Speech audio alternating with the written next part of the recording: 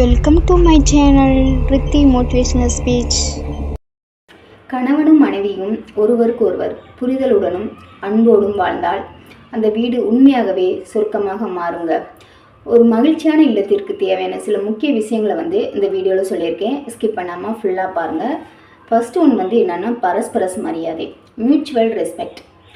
இருவரும் ஒருவரே ஒருவர் சமமாக நடத்த வேண்டும். மற்றவரின் முன்னிலையில் விட்டு கொடுக்காமலும் ஒருவருடைய கருத்துக்களை மற்றவர் மதிப்பளிப்பதும் மிக முக்கியமான ஒன்று. சரிங்களா? பரஸ்பரஸ் மரியாதை அப்படிங்கிறது இருவருமே ஒருத்தருக்கு ஒருத்தர் சமமாக நடத்தணும். நீ பெரியவன், நான் ஆம்பளை, நீ பொம்பளை அப்படிங்கிற ஒரு பேச்சே இருக்கக்கூடாது. சரிங்களா? ரெண்டு பேருமே சமம். எல்லா வேலைகளுமே சமமாக இருக்கணும். எந்த ஒரு விஷயத்துலையுமே சமமான மதிப்பு மரியாதை கொடுக்கணும். மற்றவர் முன்னிலையில் எப்பயுமே விட்டு கொடுக்கூடாது. ஹஸ்பண்டை மனைவியும், மனைவி ஹஸ்பண்டும் எந்த ஒரு சூழ்நிலையும் மற்றவங்க முன்னாடி விட்டு கொடுத்து பேசக்கூடாது. ஒருவருடைய கருத்துக்களுக்கு அதாவது மற்றவர் மதிப்பளிப்பது மிகவும் முக்கியம். அதாவது ஹஸ்பண்ட் ஏதாவது சொல்கிறாங்க அப்படின்னா மனைவி அதை பொறுமையாக கேட்டு அதுக்கு மதிப்பு கொடுக்கணும், மரியாதை கொடுக்கணும். அதே மாதிரி மனைவி ஏதாவது சொல்கிறாங்க அப்படின்னா ஹஸ்பண்ட் அதை பொறுமையாக கேட்டு அதற்கு மதிப்பு கொடுக்கணும், மரியாதை கொடுக்கணும். ஓகேங்களா? அதை தான் பரஸ்பரஸ் மரியாதைன்னு சொல்கிறோம். ஓகேங்களா? அடுத்து என்ன அப்படின்னா வெளிப்படையான பேச்சு, ஓப்பன் கம்யூனிகேஷன். மனதில் உள்ள குறைகளையும் தேவைகளையும் தயக்கமின்றி பகிர்ந்து கொள்ள வேண்டும். அவருக்கு தெரியாத அல்லது அவள் புரிந்து கொள்ள மாட்டாளா என்ற நினைக்காமல் மனம் விட்டு பேசுவது பல விரிசலையை தவிர்க்கும். அதாவது என்னன்னா, மனதில் உள்ள குறைகள் இப்போ ஹஸ்பண்ட் செய்கிறது தப்புன்னு தோணுது, இல்லை மனைவி செய்கிறது தப்புன்னு தோணுது அப்படின்னா அதை நீங்கள் மனசுக்குள்ளேயே வச்சுக்கிட்டு இருக்கக்கூடாது. தப்புன்னு படும்போதே உடனே அவங்கள்ட்ட கேட்டு அந்த பிரச்சனையை சரி பண்ணிக்கணும். சரிங்களா? அதை மனசுக்குள்ளேயே வச்சுக்கிட்டு பிரச்சனையை வளர்க்கக்கூடாது. சரிங்களா? எந்த ஒரு விஷயமா இருந்தாலும் உடனே கேட்டுருங்க. அது அந்த நேரத்துக்கு பிரச்சனை வந்தாலும் அது அப்படியே முடிஞ்சிடும், அடுத்து அது வளராது. ஆனால் நீங்கள் மறைக்க மறைக்க பிரச்சனை பெருசாகிட்டே போகும். உங்கள் உறவுக்குள்ளே விரிசல்கள் உருவாக வாய்ப்பு நம்மளே கொடுக்குற மாதிரி ஆயிடும். அடுத்து என்ன அப்படின்னா இது தெரிஞ்ச அவங்க தப்பாக நினைப்பாங்களோ இல்லை புரிந்து கொள்ள மாட்டாங்களோ அப்படிங்கிற ஒரு எண்ணம் ஹஸ்பண்டுக்கோ ஒய்ஃபுக்கோ இருக்கவே கூடாதுங்க. அப்படி இருக்கும்போது அதில் தான் விரிசல் உருவாகுது. நீங்கள் எதாக இருந்தாலும் மனசு விட்டு பேசிடுங்க. தப்பாக இருந்தாலும் பரவாயில்ல, மனசு விட்டு பேசிட்டிங்கன்னா அப்பயே அந்த பிரச்சனை முடிஞ்சிடும். சரிங்களா? விரிசல் வராமல் இருக்கிறதுக்கு இது ஒரு நல்ல வாய்ப்பாக இருக்கும். ஓகேங்களா? வெளிப்படையான பேச்சு எப்பயுமே ரொம்ப ரொம்ப முக்கியம். ஹஸ்பண்ட் ஒய்ஃப்குள்ளே வெளிப்படையாக இருக்கணும். சரிங்களா? மனசு விட்டு பேசுறது ரொம்ப ரொம்ப நல்லது. அடுத்து விட்டு கொடுத்து போதல், அட்ஜஸ்ட்மெண்ட். திருமணம் என்பது இருவேறு சூழலில் வளர்ந்த மனிதர்கள் இணைவது. எனவே சிறு சிறு விஷயங்களில் பிடிவாதம் பிடிக்காமல் ஒருவருக்காக ஒருவர் விட்டு கொடுப்பதும் உறவை வலுப்படுத்தும்.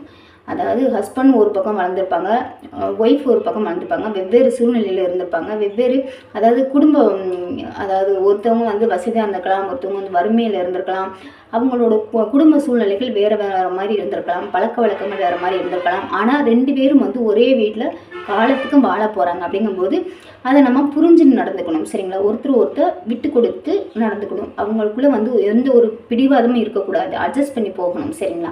அதை தான் இந்த வீடியோவில் சொல்லியிருக்கேன். அப்படி அட்ஜஸ்ட் பண்ணி போகும்போது உறவு வலுப்படும். சரிங்களா? அடுத்து என்னென்னா பாராட்டுதலும் அங்கீகாரமும். சின்ன சின்ன உதவிகளுக்கும் செயல்களுக்கும் நன்றி சொல்வதும் பாராட்டுவதும் அவசியம். உன் சமையல் அருமை என்றோ, வீட்டில் நன்றாக பராமரிக்கிறாய் என்றோ சொல்லும் ஒரு வார்த்தை பெரிய மாற்றத்தை உண்டாக்கும். சரிங்களா? பாராட்டுதல் அப்படிங்கிறது நம்ம நிறையா பரிசு வாங்கி கொடுக்கணும், இல்லை பணம் கொடுக்கணும் அப்படிங்கிற ஒரு இதெல்லாம் இல்லைங்க. அதாவது வீட்டில் இருக்கிற நம்ம ஒய்ஃப் இருக்காங்க, சின்ன சின்ன உதவி, ஒரு டீ காஃபி கொடுக்குறாங்க, இல்லை சமைக்கிறாங்க அப்படிங்கிற, உன்னோட சமையல் நல்லா இருக்குது, பரவாயில்ல நல்லா சமைக்கிற, நீ வீட்டை சுத்தமாக வச்சுக்கிற, நீ என்னையும் குழந்தைகளையும் நல்லா பார்த்துக்கிற அப்படின்னு ஒரு சின்ன வார்த்தையை சொன்னாவே போதுங்க. அவங்களுக்கு அதை விட பெரிய சந்தோஷம் வேறு எதுவுமே இருக்காது. அது ஒரு பெரிய மாற்றத்தை உருவாக்கும். சரிங்களா? இந்த மாதிரி பாராட்டுதலும் அங்கீகாரமும் ரொம்ப ரொம்ப முக்கியம். ஹஸ்பண்டுக்கும் அதே மாதிரி, நீங்கள் ரொம்ப களைப்பாக இருக்கீங்க, நானும் உங்களுக்காக ஏதாவது ஹெல்ப் பண்ணுறேன் அப்படின்னு சொல்லிட்டு ஏதாவது ஒரு சின்ன ஹெல்ப் பண்ணாவே போதும், அவங்களுக்கு பெரிய சந்தோஷமாக இருக்கும். சரிங்களா?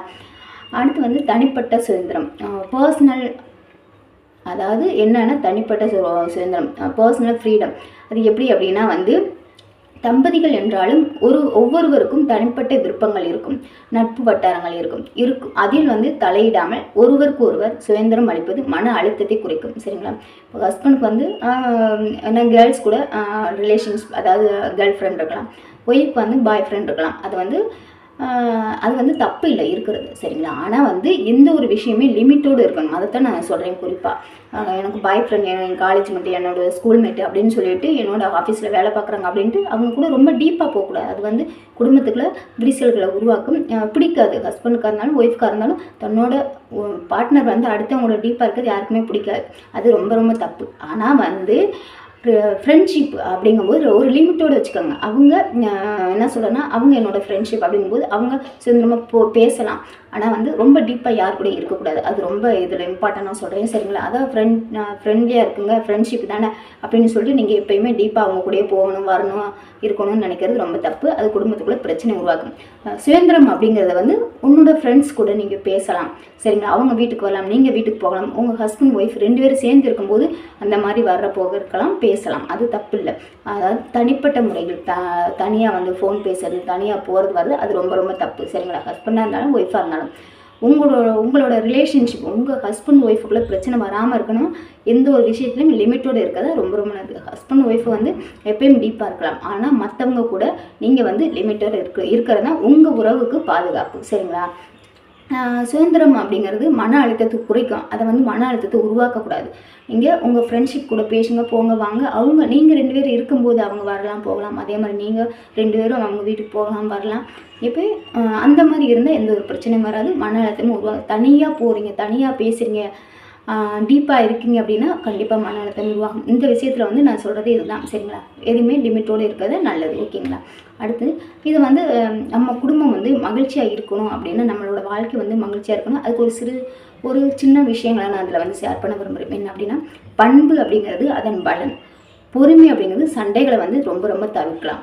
நம்பிக்கை அப்படிங்கிறது வந்து உறவை வந்து ரொம்ப ரொம்ப பலப்படுத்தும். அன்பு வீட்டை சுருக்கமாக மாற்றும். மன்னிப்பு கசப்பான விஷயங்களை வந்து மறக்க செய்யும். பண்பு, பொறுமை, நம்பிக்கை, அன்பு, மன்னிப்பு, இந்த 5 இருந்துச்சுன்னா போதுங்க, நம்ம குடும்பமே சுருக்கமாக மாறும், ஓகேங்களா. ஓகேங்க, இந்த வீடியோ பிடிச்சிருந்தா லைக் பண்ணுங்கள், ஷேர் பண்ணுங்கள், கமெண்ட் பாக்ஸ் கமெண்ட் பண்ணுங்கள். சப்ஸ்கிரைப் பண்ணாமல் சப்ஸ்கிரைப் பண்ணிவிட்டு பெல் ஐக்கனை கிளிக் பண்ணிட்டு ஆல் கிளிக் பண்ணுங்கள். அடுத்த வீடியோவில் பார்க்கலாம். ஓகே, பாய்ங்க. அடுத்த வீடியோவில் பார்க்கலாம்.